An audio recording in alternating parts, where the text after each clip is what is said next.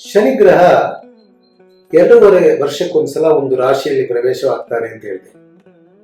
ಒಂದೊಂದು ರಾಶಿಯಲ್ಲಿ ಸುಮಾರು ಒಂದು 2.5 ವರ್ಷ ಕಾಲ ಇರ್ತಾನೆ.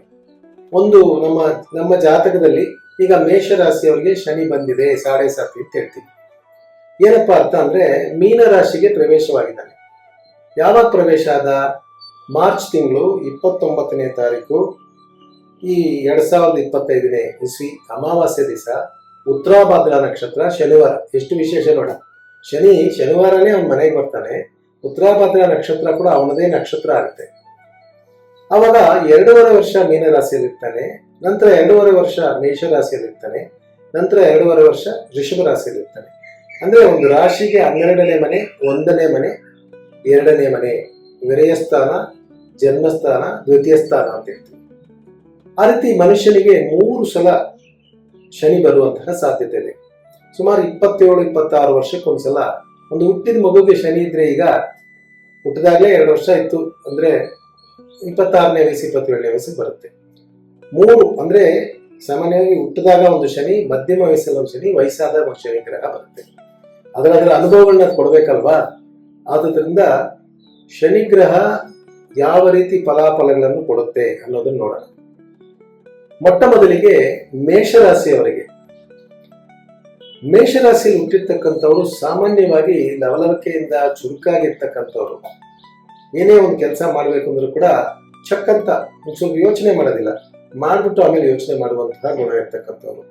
ಹಲವಾರು ಸ್ನೇಹಿತರುಗಳನ್ನು ಇಟ್ಕೊಂಡಿರ್ತಕ್ಕಂಥವ್ರು, ಎಲ್ಲಾ ಕೆಲಸಗಳನ್ನು ಬೇಗ ಮಾಡಬೇಕು ಅಂತ ಅನ್ಕೊಂಡಿರ್ತಕ್ಕಂಥವ್ರು.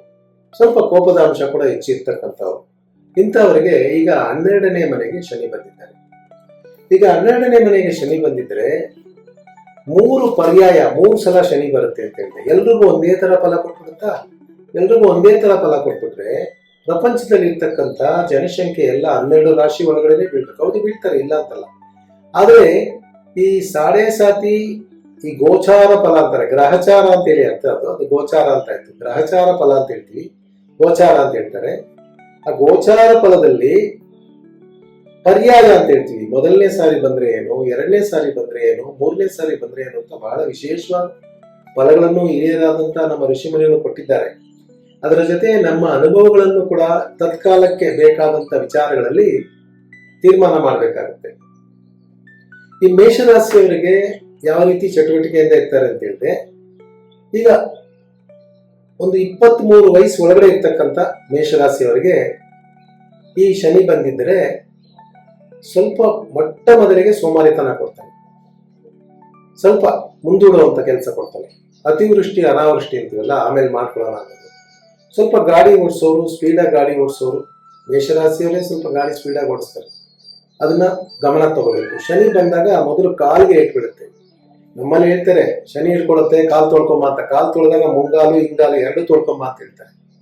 ಕಾಲು ಅರ್ಧಂಬರ್ಧ ತೊಳೆದ್ರೆ ನಳ ಮಹಾರಾಜ ಶನಿ ಹಿಡಿತು, ನಳಕತೆ ದೊಡ್ಡದಾಗಿದೆ, ಅಲ್ಲಿ ಹಿಂದಿನ ಮುಂಭಾಗದ ಕಾಲ ಸರಿಯಾಗಿ ತೊಳೆದಿಲ್ಲ, ಅಲ್ಲಿ ಸೇರ್ಕೊತು ಶನಿ, ಅಲ್ಲಿಂದ ಆಚೆ ಅವ್ರಿಗೆ ತೊಂದರೆ ಕೊಡ್ತು ಅಂತ ಹೇಳ್ತಾರೆ. ಅದು ಕತೆ ಇನ್ನೊಂದ್ಸಲ ಹೇಳ್ತೀನಿ. ಆದ್ರೂ ಕೂಡ ಮೇಷರಾಶಿಯವರು, ನೀವು ಜನರಲ್ ಆಗಿ ನಿಮಗೆ ಖಂಡಿತ ಇದು ಕೆಟ್ಟ ಫಲಗಳನ್ನು ಕೊಡೋದಿಲ್ಲ. ಈ 23 ವಯಸ್ಸೊಳಗೆ ಇರ್ತಕ್ಕಂಥವ್ರಿಗೆ ಹೇಳಿದೆ, ಚಿಕ್ಕ ವಯಸ್ಸಲ್ಲಿ ಇರ್ತಕ್ಕಂಥ ಮಕ್ಕಳಿಗೆ 3 ವಯಸ್ಸು 5 ವಯಸ್ಸು ಒಳಗಿದ್ರೆ ಕೋಲ್ಡ್, ಕಾಫು, ಅಲರ್ಜಿ ಬರುತ್ತೆ. ಕೆಲವು ಮಕ್ಕಳಿಗೆ ಮೂಗು ಕಟ್ಕೊಡುತ್ತೆ, ಕಫ ಹೆಚ್ಚಾಗಿ ಸೇರ್ಕೊಳ್ಳುತ್ತೆ. ಕೆಲವು ಮಕ್ಕಳಿಗೆ ವೀಸಿಂಗ್ ಪ್ರಾಬ್ಲಮ್ ಬರುವಂತಹ ಚಾನ್ಸಸ್ ಕೂಡ ಇದೆ. ಅವಾಗ ಏನ್ ಮಾಡ್ಬೇಕು ನೀವು? ಆ ಮಗುಗೆ ಅನ್ನ ಆಹಾರ ಕೊಟ್ಟಾಗ ಯಾವ್ದು ಸರಿಯಾಗಿ ಕೊಡಬೇಕು, ಯಾವ್ದು ಕೊಡಬಾರ್ದು ನೋಡ್ಬೇಕು. ಎರಡನೇದು, ಕೆಲವು ಮಕ್ಕಳನ್ನು ನೀವು ಮೋಟರ್ ಬೈಕಲ್ಲಿ, ಸ್ಕೂಟರ್ ಕರ್ಕೊಂಡು ಹೋದಾಗ ಕಾಲು ಸೈಕಲ್ ಅಲ್ಲೋ ಮೋಟರ್ ಬೈಕಲ್ಲೋ ಬೀಳುವಂತಹ ಚಾನ್ಸಸ್ ಇದೆ. ಸೊ ಈಗ ಮೇಷರಾಶಿ ಮಕ್ಕಳಿದ್ರೆ ಇನ್ನ ಒಂದು 2.5 ವರ್ಷಕ್ಕೆ ಅವ್ರನ್ನ ಭದ್ರತೆಯಿಂದ ಕರ್ಕೊಂಡು ಹೋಗ್ಬೇಕು. ಕಾಫು ಕೋಲ್ಡ್ ಇದ್ರೆ ತಕ್ಷಣ ನೀವು ಡಾಕ್ಟರ್ ಹತ್ರ ತೋರಿಸ್ಬೋದು, ಅಥವಾ ಮನೆ ಮದ್ದು ಯಾವ್ದಾದ್ರು ಕೊಟ್ಟು ಅದನ್ನ ಸರಿ ಮಾಡ್ಕೋಬಹುದು. ಅಥವಾ ಮಕ್ಕಳಿಗೆ ಫ್ರಿಡ್ಜ್ ಐಟಮ್, ಚಳಿಕಾಲ ಬಿಸಿಲು ಕಾಲ ಅಂತೇಳಿ ಐಸ್ ಕ್ರೀಮ್ ಕೊಡಿಸ್ಬೋದು, ಮಾಡೋದು, ಇದೆಲ್ಲ ಮಾಡೋದು ಕೂಡ ಕಟ್ಟ. ಆರೋಗ್ಯದಲ್ಲಿ ಮಾತ್ರ ಸ್ವಲ್ಪ ತೊಂದರೆ ಕೊಡುವಂತಹ ಸಾಧ್ಯತೆ ಇದೆ. ಕಾಲುಗಳಿಗೆ ಏಟು ಬೀಳುವಂತಹ ಸಾಧ್ಯತೆ. ಸಣ್ಣ ಮಕ್ಕಳು 7-8 ವಯಸ್ಸು 6-7 ವಯಸ್ಸು ಮಕ್ಕಳು ಒಳಗಡೆ ಇದ್ರೆ ಸ್ವಲ್ಪ ಈ ಬಹಳ ಕೋಲ್ಡ್ ಇದ್ರೆ ಅವಾಗ ಸ್ವಿಮ್ಮಿಂಗ್ ಹೋಗೋರ್ನ ಸ್ವಲ್ಪ ಬಿಸಿಲು ಕಾಲ ಇದ್ದಾಗ ಸ್ವಿಮ್ಮಿಂಗ್ ಹೋದ್ ಬಂದ ತಕ್ಷಣ ತಲೆ ಚೆನ್ನಾಗಿ ಒರೆಸ್ಕೋ, ಸ್ವಲ್ಪ ಏನಾದ್ರು ಬಿಸಿಯಾಗಿ ಬೆಚ್ಚಿ ಕುಡಿ. ಈ ರೀತಿ ಉಷ್ಣಕ್ಕೆ ಚಳಿಗೆ ಸಂಬಂಧಪಟ್ಟಂತ ವಿಚಾರಗಳಲ್ಲಿ ಗಮನ ತಗೋಬೇಕು.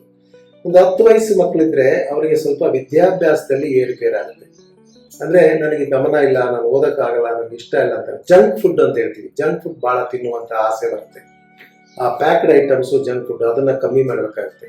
ಅದು ಬಿಟ್ರೆ ಬುದ್ಧಿವಂತರು ತಕ್ಷಣ ಲೀಡರ್ಶಿಪ್ ಕ್ವಾಲಿಟೀಸ್ ಇರ್ತಕ್ಕಂಥವ್ರು ಅದಕ್ಕೆ ಸಹಕಾರ ಮಾಡುವಂಥದ್ದಾಗುತ್ತೆ. ಈ ಯೂತ್ ಯಂಗ್ಸ್ಟರ್ಸ್ ಅಂತ ಹೇಳ್ತೀವಿ, ಒಂದು 24-25 ವಯಸ್ಸು ಒಳಗಡೆ ಇರ್ತಕ್ಕಂಥವ್ರಿಗೆ ಏನಾದ್ರು ಶನಿ ಬಂದಿತ್ತು ಅಂತಂದ್ರೆ ಅವರಿಗೆ ಕೆಲಸ ಸಿಗೋದಿಕ್ಕೆ ಚಾನ್ಸಸ್ ಕಮ್ಮಿ ಇರುತ್ತೆ. ಓದ್ ಮುಗಿಸಿದೀನಿ ಸರ್, ಕೆಲಸ ಸಿಕ್ಕಿಲ್ಲ ಸರ್ ಅಂತ ಹೇಳೋರು ಇರ್ತಾರೆ. ಈ ಕೆಲಸ ನನಗೆ ಇಷ್ಟ ಇಲ್ಲ ಅಂತ ಹೇಳೋರು ಇರ್ತಾರೆ. ಅಥವಾ ವಿದೇಶ ಪ್ರಯಾಣಕ್ಕೆ ಪ್ರಯತ್ನ ಪಡ್ತಿದ್ದೆ, ನನಗೆ ಸಿಗ್ಲಿಲ್ಲ ಅಂತ ಹೇಳೋರು ಇರ್ತಾರೆ. ಅಲ್ಲಿ ಏನಾಗುತ್ತೆ, ಮೇಷರಾಶಿಯಲ್ಲಿ ಅಶ್ವಿನಿ ನಕ್ಷತ್ರ, ಭರಣಿ ನಕ್ಷತ್ರ, ಕೃತಿಕಾ ನಕ್ಷತ್ರ ಇರುತ್ತೆ. ಒಂದೊಂದು ನಕ್ಷತ್ರದವರೆಗೂ ಒಂದೊಂದು ರೀತಿಯಾದಂತಹ ಫಲಗಳಿರುತ್ತೆ. ಅಶ್ವಿನಿ ನಕ್ಷತ್ರದಲ್ಲಿ ಹುಟ್ಟಿರ್ತಕ್ಕಂತಹ ಮಧ್ಯಮ ವಯಸ್ಸಿನವರಿಗೆ ನಿಮಗೆ ಈಗ ಶುಕ್ರ ದಶೆ ನಡೀತಾ ಇರೋದ್ರಿಂದ, ಶುಕ್ರ ಅಥವಾ ಸೂರ್ಯಗ್ರಹ ನಡೀತಾ ಇರೋದ್ರಿಂದ ಪ್ರಯತ್ನಗಳಿಗೆ ಫಲ ಸ್ವಲ್ಪ ತಡೆಯಾಗಿ ಸಿಗ್ಬೋದು. ಅದಕ್ಕೋಸ್ಕರ ಪ್ರಯತ್ನ ಬಿಡಬೇಡಿ. ನಿಮಗೆ ಸರಿಯಾದ ಕೆಲಸ ಬೇಕು ಅಂದ್ರೆ ಖಂಡಿತ ಇದನ್ನ ಸ್ವಲ್ಪ ಮುಂದುವರಿಸಿ ಮಾಡಿ, ಸರಿಯಾದ ರೀತಿಯಲ್ಲಿ ಕೇಳಿಸ್ಕೊಂಡು ಮಾಡಿ. ಸ್ವಲ್ಪ ಸೋಮಾರಿತನವನ್ನು ಬಿಡಿ. ಸೂರ್ಯ ಉದಯಕ್ಕೆ ಮುಂಚೆ ಇದ್ರೇನೆ ಅರ್ಧ ಶನಿ ಕಾಟ ಕಮ್ಮಿ ಆಗುತ್ತೆ. ಯಾಕಂದ್ರೆ ಸೂರ್ಯನನ್ನು ಕಂಡ್ರೆ ಶನಿಗೆ ಭಯ. ಸೂರ್ಯ ಉದಯಕ್ಕೆ ಮುಂಚೆ ಎದ್ಬಿಟ್ರೇನೆ ರಾತ್ರಿ ಲೇಟಾಗಿ ಮಲಗೋದು ಶನಿನೇ. ಆದುದರಿಂದ ಈ ಮಧ್ಯಮ ವಯಸ್ಸು ಮಕ್ಕಳು ಸ್ವಲ್ಪ ಬೆಳಗ್ಗೆ ಬೇಗ ಎದ್ದು ವ್ಯಾಯಾಮ ಮಾಡಿ ಕೆಲಸ ಕಾರ್ಯಗಳಲ್ಲಿ ಸಬ್ಜೆಕ್ಟ್ ಬರೆದಿದೆ ಸರ್, ಪಾಸ್ ಆಗಿಲ್ಲ ಸರ್ ಅನ್ನೋದು ಅಂದ್ರೆ ಪ್ರಯತ್ನ ಸರಿಯಾಗಿರಲ್ಲ, ಆಲಸ್ಯ ಬರುತ್ತೆ, ಸೋಮಾರಿತನ ಬರುತ್ತೆ, ನಾಳೆ ಮಾಡ್ಕೊಳ್ಳೋಣ ಮುಂದುವರೆದು ಬರುತ್ತೆ.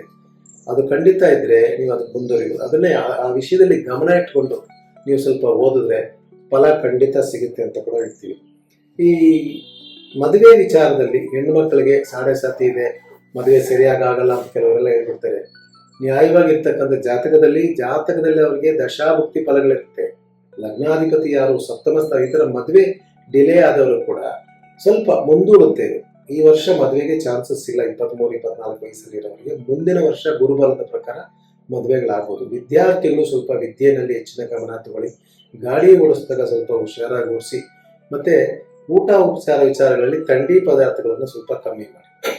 ಮಧ್ಯಮ ವಯಸ್ಸವರಿಗೆ, ಮಿಡ್ಲ್ ಏಜ್ ಅವರಿಗೆ ಅಂದ್ರೆ ಸುಮಾರು 28-30 ವಯಸ್ಸಿಂದ 55-60 ವಯಸ್ಸಿನವರಿಗೆ ಎರಡನೇ ಶನಿ ಬರುತ್ತೆ. ಈ ಎರಡನೇ ಶನಿ ಬಹಳ ವಿಶೇಷವಾದಂತಹ ಶನಿ. ಪೊಂಗು ಶನಿ ಅಂತ ತಮಿಳಲ್ಲಿ ಹೇಳ್ತಾರೆ. ಉಕ್ಕುವಂತಹ ಶನಿ ಅಂದ್ರೆ ದೇವಸ್ಥಾನನೇ ಒಂದಿದೆ, ತಿರುಪೊಲ್ಲಿಕ್ಕಾಡು ಅಂತ ಕುಂಭಕೋಣಂನಲ್ಲಿ ಪೊಂಗು ಶನಿಗಿದೆ. ಅಂದ್ರೆ ನೇಗಲಿಟ್ಕೊಂಡು ಶನಿ ಮಹಾತ್ಮ ಅಲ್ಲಿ ನಿಂತಿದ್ದಾನೆ, ಅಂದ್ರೆ ದುಡಿಮೆಗೋಸ್ಕರ ನಿಂತಿದ್ದಾನೆ ಅಂತ ಹೇಳ್ತೀವಿ.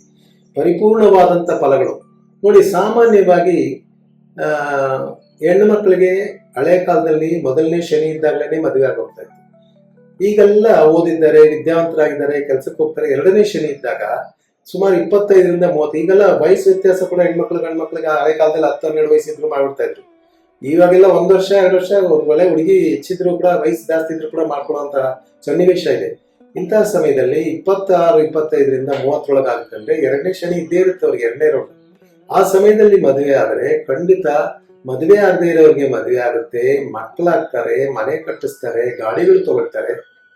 ಆದ್ರೆ ಸ್ವಲ್ಪ ಹೆಚ್ಚಿನ ಶ್ರಮ ಇರುತ್ತೆ, ಸ್ಟ್ರೆಸ್ ಅಂತ ಹೇಳ್ತಾರಲ್ಲ, ಅದನ್ನ ಸ್ವಲ್ಪ ಗಮನ ತಗೋಬೇಕಾಗುತ್ತೆ. ಆ ವಿಚಾರದಲ್ಲಿ ಎರಡನೇ ಶನಿ ಈ ಸಲ ಮಧ್ಯಮ ವಯಸ್ಸಲ್ಲಿ ಬಂದಿರ್ತಕ್ಕಂಥವ್ರಿಗೆ ಮನೆಗೆ ಸೈಟ್ ಹುಡುಕ್ತಾ ಇದ್ದೀವಿ ಸರ್, ಸಿಕ್ಲಿಲ್ಲ ಅನ್ನೋರಿಗೆ ಸೈಟ್ ಸಿಗುತ್ತೆ. ಕೆಲಸ ಬದಲಾವಣೆ ಮಾಡಬೇಕು ಅಂತ ಅನ್ಕೊಂಡಿದ್ದೇನೆ ಅವ್ರಿಗೆ ಕೆಲಸ ಸಿಗುತ್ತೆ. ಪ್ರಮೋಷನ್ ಸಿಗ್ಲಿಲ್ಲ ಅನ್ನೋರಿಗೆ ಪ್ರಮೋಷನ್ ಸಿಗುವಂತ ಸ್ವಲ್ಪ ಟಫ್ ಮ್ಯಾನೇಜರ್ ಇರ್ಬೋದು. ನಿಮ್ಗೆ ಕುಳ್ಳಕ್ಕೆ ದಪ್ಪಕ್ಕೆ ಮ್ಯಾನೇಜರ್ ಇರ್ತದೆ, ಸ್ವಲ್ಪ ಹುಷಾರಾಗಿರಿ. ಆಕಾರ ರೂಪದಲ್ಲೇ ಗ್ರಹ ಕೂಡ ಬಂದು ನಿಮ್ಗೆ ತೊಂದರೆ ಕೊಡೋದು.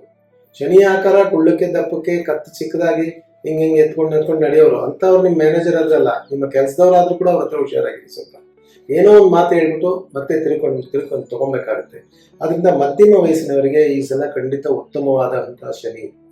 ಅದು ನಿಮ್ಮ ರಾಶಿಗೆ 12ನೇ ಮನೆ ಬರೋದ್ರಿಂದ ನಿಮಗೆ ಶುಭ ಕಾರ್ಯ ಪ್ರಯತ್ನ, ಶುಭ ವ್ರಯ ಅಂತ ಹೇಳ್ತೀವಿ. 12ನೇ ಮನೆ ಶುಭ ವ್ರಯ ಅಂತ ಹೇಳ್ತೀವಿ. ಅಂದ್ರೆ ಖರ್ಚು. ಏನೋ ಒಂದು ಸೈಟ್ ತಗೊಂಡೆ, ಪ್ರಾಬ್ಲಮ್ ಇತ್ತು, ಸಾಲ್ವ್ ಆಯ್ತು, ಯಾರೋ ಹೆಲ್ಪ್ ಮಾಡ್ತೀನಿ ಅಂದ್ರು ಮಾಡಿದ್ರೆ. ಆದ್ರಿಂದ ವಿದೇಶಕ್ಕೆ ಹೋಗುವಂತವ್ರಿಗೆ ವಿದೇಶಿ ಯಾತ್ರೆ ಸಿಗುತ್ತೆ. ಮಲ್ಟಿನ್ಯಾಷನಲ್ ಕಂಪ್ನಿಯಲ್ಲಿ ಕೆಲಸ ಮಾಡೋರಿಗೆ ರಾತ್ರಿ ಕೆಲಸ ಇದ್ರೆ ಸ್ವಲ್ಪ ಬೇಗನೆ ಮುಗಿಯುವಂತಹ ಚಾನ್ಸಸ್ ಇದೆ. ಅನ್ನ ಆಹಾರ ವಿಚಾರಗಳಲ್ಲಿ ಆರೋಗ್ಯದಲ್ಲಿ ಸ್ವಲ್ಪ ಬ್ಯಾಕ್ ಪೈನ್ ಬರುವಂತಹ ಸಾಧ್ಯತೆ ಇರುತ್ತೆ. ಹೆಣ್ಣು ಮಕ್ಕಳಿಗೆ ಥೈರಾಯ್ಡ್ ಬರುವುದು, ಕೋಲ್ಡ್ಗೆ ಸಂಬಂಧಪಟ್ಟಂತಹ ENT ಪ್ರಾಬ್ಲಮ್ಸ್ ಬರುವಂತ ಸಾಧ್ಯತೆ ಇದೆ. ಮಾತ್ರೆ ತಗೊಳ್ಳೋದಾಗ್ಲಿ, ಔಷಧಿ ತಗೊಳ್ಳೋದಾಗ್ಲಿ, ವ್ಯಾಯಾಮ ಮಾಡೋದಾಗ್ಲಿ ತಪ್ಪಿಸದೆ ಮಾಡಿದ್ರೆ ಮಧ್ಯಮ ವಯಸ್ಸಿನವರಿಗೆ ವಿಶೇಷವಾದಂತಹ ಫಲಗಳು ಮೇಷರಾಶಿಯವರಿಗೆ ಸಿಗುತ್ತೆ. ವಿದ್ಯಾರ್ಥಿಗಳಿಗೆ ನಾನು ಹೇಳಿದೆ, ಸ್ವಲ್ಪ ಸೆಕೆಂಡ್ ಅಟೆಂಪ್ಟು ಥರ್ಡ್ ಅಟೆಂಪ್ಟು ಮಾಡ್ತಾ ಇದ್ದೀನಿ, ನಾನು ಸಿಕ್ಕಿಲ್ಲ ಅಂದ್ರೆ 30-25 ವಯಸ್ಸು ಮೇಲೆ CA ಬರೆಯೋರು ಯಾರಾದಿದ್ರೆ ಅಥವಾ ಕಾಂಪಿಟೇಟಿವ್ ಎಕ್ಸಾಮ್ ಬರೆಯೋರಾದ್ರೆ ಸೀರಿಯಸ್ ಆಗಿ ತಗೊಳ್ಳಿ, ನೀವು ಪಾಸ್ ಆಗುವಂತಹ ಚಾನ್ಸಸ್ ಇದೆ. ನಿಮಗೆ ರೆಕಗ್ನೇಷನ್ ಕೊಡುವಂತಹ ನಾನು ಹೇಳಿದ್ನಲ್ಲ, ಮನಸ್ಸಾಕ್ಷಿಗೆ ವಿರುದ್ಧವಾಗಿ, ನ್ಯಾಯಕ್ಕೆ ವಿರುದ್ಧವಾಗಿ ಲಂಚ ತಗೊಂಡು ಯಾಮಾರಿಸ್ಕೊಂಡು ಓಡಾಡೋರಿಗೆ ಎಲ್ಲಾ ರೀತಿ ತೊಂದರೆ ಕೊಡುತ್ತೆ, ಜೈಲಿಗೆ ಕೂಡ ಕಳಿಸುತ್ತೆ. ಆದರೆ ನಿಯತ್ತಾಗಿರ್ತಕ್ಕಂಥವ್ರಿಗೆ ತೊಂದರೆ ಕೊಡೋದಿಲ್ಲ. ಹೆಣ್ಣು ಮಕ್ಕಳಿಗೆ 18-20 ವಯಸ್ಸು ಒಳಗಡೆ ಇರ್ತಕ್ಕಂಥ ಹೆಣ್ಮಕ್ಳಿಗೆ ಪೀರಿಯಡ್ಸ್ ಪ್ರಾಬ್ಲಮ್ ಬರುವಂತಹ ಚಾನ್ಸಸ್ ಇದೆ, ಅದನ್ನ ಕೇರ್ ತಗೋಬೇಕಾಗುತ್ತೆ. ಮತ್ತೆ ವಯಸ್ಸಾದಂತ ಅಂದ್ರೆ 30ರಿಂದ 50ವರೆಗೆ ಇರ್ತಕ್ಕಂಥ ಹೆಣ್ಣು ಮಕ್ಕಳಿಗೆ ಮಕ್ಕಳ ಮದುವೆ ವಿಚಾರದಲ್ಲಿ ಏನಾದ್ರು ದುಡ್ಡು ಕಾಸು ಸೇರಿಸಿರೋದು ಅಥವಾ ತಂದೆ ಮನೆ ಕಡೆಯಿಂದ ಏನಾದ್ರು ಆಸ್ತಿ ಬರುವಂತಹ ಸನ್ನಿವೇಶ, ಅಣ್ಣ ತಮ್ಮಂದ್ರ ಸಹಾಯ ಇದೆಲ್ಲ ಸಿಗುವಂತಹ ಸಾಧ್ಯತೆ ಇದೆ. ಶನಿ ಸಾಮಾನ್ಯವಾಗಿ ಶಸ್ತ್ರಚಿಕಿತ್ಸೆ ಒಳ್ಳೆಯದಕ್ಕೆ ಮಾಡ್ತಾನೆ. ನಿಮಗೆ ಏನೋ ತೊಂದರೆ ಆಗಿತ್ತು, ಅದಕ್ಕೋಸ್ಕರ ಇದು ಆಪರೇಷನ್ ಮಾಡಿದ್ರೆ ಸರೋಗುತ್ತೆ ಅಂತ ಹೇಳ್ತಾರೆ.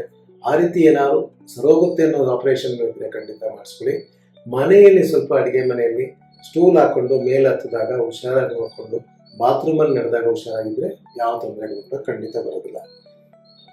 ವಯಸ್ಸಾದವರಿಗೆ 3ನೇ ಶನಿ, 50ರ ಮೇಲೆ 55ರ ಮೇಲೆ ಇರ್ತಕ್ಕಂಥಾಗ 3ನೇ ರೌಂಡ್, 3ನೇ ಪರ್ಯಾಯ ಅಂತ ಹೇಳ್ತೀವಿ. ಇದರಲ್ಲಿ ಖಂಡಿತ ಸ್ವಲ್ಪ ಆರೋಗ್ಯಕ್ಕೆ ಏರುಪೇರು ಆಗುವಂತಹ ಸಾಧ್ಯತೆ ಇದೆ. ಶನಿ ನಮ್ಮ ದೇಹದಲ್ಲಿ ಮೂಳೆಯ ಮಾಂಸವನ್ನು ಅಂದ್ರೆ ಮೇಜರ್ ಲಿಮ್ಸ್ ಅಂತ ಹೇಳ್ತೀವಿ, ಸೊಂಟ, ಬೆನ್ನು, ಕೈ, ತೋಳು, ತೊಡೆ ಇದನ್ನೆಲ್ಲ ರೂಲ್ ಮಾಡ್ತಾನೆ. ಅಂತಹ ಜಾಗಗಳಲ್ಲಿ ತೊಂದರೆ ಬರುವಂತಹ ಸಾಧ್ಯತೆ. ಕೆಲವರಿಗೆ ಆರ್ಥ್ರೈಟಿಕ್ ಪೈನ್ ಅಂತ ಹೇಳ್ತಾರೆ, ಬೆರಳು ನೋವು ಬರೋದು, ಇದೆಲ್ಲ ಬರುವಂತಹ ಸಾಧ್ಯತೆ ಇದೆ. ಸ್ವಲ್ಪ ವ್ಯಾಯಾಮ ಮಾಡಿ, ಸ್ವಲ್ಪ ಆಂಜನೇಯ ದರ್ಶನ ಅಥವಾ ಗಣಪತಿ ದರ್ಶನ ಮಾಡಿ, ಮತ್ತೆ ಸ್ವಲ್ಪ ಕೋಪ ಬೇಗ ಬರುವಂತಹ ಸಾಧ್ಯತೆ ಇದೆ. ಮೊದಲೇ ಸ್ವಲ್ಪ ಕೋಪ ಇಷ್ಟು ಸ್ವಲ್ಪ ಕೋಪ ಬೇರುವಂತಹ ಸಾಧ್ಯತೆ ಇರೋದ್ರಿಂದ ಆ ಕೋಪವನ್ನು ಕಂಟ್ರೋಲ್ ಮಾಡ್ಕೊಳ್ಳೋಕ್ಕೆ ಸ್ವಲ್ಪ ನಾನು ತಿರ್ಗಾ ಹೇಳ್ತೀನಿ, ಮನೆಯಲ್ಲಿ ಹೃದಯ ಉಪಯೋಗಿಸಿ, ಆಫೀಸಲ್ಲಿ ತಲೆ ಉಪಯೋಗಿಸಿ ಅಂತ. ರಿಟೈರ್ಮೆಂಟ್ ಅಲ್ಲಿ ಇರ್ತಕ್ಕಂಥವ್ರಿಗೆ, ಈ ಸರ್ಕಾರದ ಉದ್ಯೋಗಿಗಳಿಗೆ ಸ್ವಲ್ಪ ತೊಂದರೆ ಬರುವಂತಹ ಸಾಧ್ಯತೆ ಇದೆ. ಏನಾದ್ರು ಲೋಕಾಯುಕ್ತ ಸಿಕ್ಕಾಕೊಂಡೆ ಅಥವಾ ಇನ್ನೇನೋ ನನಗೆ ಸೆಟಲ್ಮೆಂಟ್ ಆಗುತ್ತೋ ಇಲ್ವೋ ಇದೆಲ್ಲ ಇರುತ್ತೆ. ಆದರೂ ಕೂಡ ಆರೋಗ್ಯದ ವಿಚಾರದಲ್ಲಿ ಗಮನ ತಗೊಳ್ಳಿ. ಮಕ್ಕಳ ವಿಚಾರದಲ್ಲಿ ಸ್ವಲ್ಪ ಅವರಿಂದ ನಿಮಗೆ ಸರಿಯಾದ ರೀತಿಯಲ್ಲಿ ಉತ್ತರ ಸಿಗದೆ ಹೋಗ್ಬೋದು. ಬೇಜಾರು ಮಾಡ್ಕೊಳ್ದೆ ಒಂದ್ಸಲ ಅಂದ್ರೆ ಪೇಷನ್ಸ್ ಅಂಡ್ ಪರ್ಸಿವರೆನ್ಸ್ ಅಂತಾರೆ, ಅಂದ್ರೆ ತಾಳ್ಮೆ ಮತ್ತೆ ಸಹನೆ ಇದೆರಡು ಇದ್ಬಿಟ್ರೆ ಈ ಶನಿ ಗ್ರಹ ನಿಮಗೆ ವಿಶೇಷವಾದಂಥ ಫಲಗಳನ್ನು ಕೊಡುತ್ತೆ. ಇಂಡಸ್ಟ್ರಿಯಲಿಸ್ಟ್ಗೆ, ಮಧ್ಯಮ ವಯಸ್ಸಲ್ಲಿ ಇರ್ತಕ್ಕಂಥ ಇಂಡಸ್ಟ್ರಿಯಲಿಸ್ಟ್ಗೆ ವಿಶೇಷವಾದಂಥ ಗೌರ್ಮೆಂಟಿಂದ ಲೋನ್ ಸಿಗೋದು, ಮಾನ್ಯತೆ ಸಿಗೋದು ಇದೆಲ್ಲ ಸಿಗುತ್ತೆ. ಎಕ್ಸ್ಪೋರ್ಟ್ ಮಾಡೋರಿಗೆ ಮಾಡ್ಬೋದು.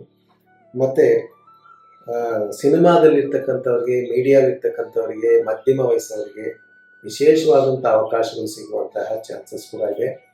ಈ 12ನೇ ಮನೆಗೆ ಶನಿ ಬಂದಿರೋದ್ರಿಂದ ನೀವು ಈ ಶನಿ ವಿಶೇಷವಾಗಿ ಈ ಸಲ ನೀವು ನವಗ್ರಹ ದೇವಸ್ಥಾನಕ್ಕೆ ವಾರಕ್ಕೊಮ್ಮೆ ಹೋಗಿ ಬನ್ನಿ. ಅಥವಾ ಹೋಗೋಕ್ಕಾಗಲಿಲ್ಲ ಅಂದರೆ ಇದ್ದಿದ್ದ ಕಡೆಯಿಂದನೇ ನಮ ಸೂರ್ಯಾಯ ಚಂದ್ರಾಯ ಮಂಗಳಾಯ ಬುಧಾಯ ಚ ಗುರು ಶುಕ್ರ ಶನಿಭ್ಯಶ್ಚ ರಾಘವೇ ಕೇತವೇ ನಮಃ ಅಂತ ಇದ್ದಿದ್ದ ಕಡೆಯಿಂದನೇ ಇಟ್ಕೊಳ್ಳಿ, ವಿಶೇಷವಾದಂಥ ಫಲಗಳು ಸಿಗುತ್ತೆ. ಮೇಷರಾಶಿಯವರಿಗೆ 30 ವಯಸ್ಸು ಒಳಗಿರ್ತಕ್ಕಂಥವರಿಗೆ ಸ್ವಲ್ಪ ಏರುಪೇರುಗಳು, ಸಣ್ಣದಾಗಿ ತೊಂದರೆಗಳು ಬರುವಂತಹ ಸಾಧ್ಯತೆ ಇದೆ. 28-30ರಿಂದ 50 ಇರತಕ್ಕಂಥವ್ರಿಗೆ ವಿಶೇಷವಾದ ಫಲಗಳನ್ನು ಈ 7.5 ವರ್ಷ ಕೊಡುತ್ತೆ. ವಯಸ್ಸಾದವರಿಗೆ ಆರೋಗ್ಯದಲ್ಲಿ ಗಮನವಿಟ್ಟರೆ ಇನ್ನು ಯಾವುದೇ ರೀತಿಯ ತೊಂದರೆಗಳು ಬರಲ್ಲ. ನಮಸ್ಕಾರ.